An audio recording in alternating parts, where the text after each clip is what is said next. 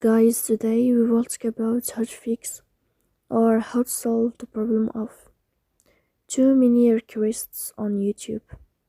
To know how to fix or how to solve the problem of too many requests on YouTube, you should just go to settings. In the first, you can go to apps and you can click on YouTube app.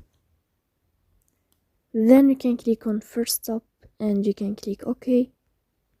After that, you will enter to storage. Here you can click clear cache. Don't click clear data because that can delete your account. In the end, you can go to Play Store. You can search about YouTube. You can uninstall your app and you can install it again.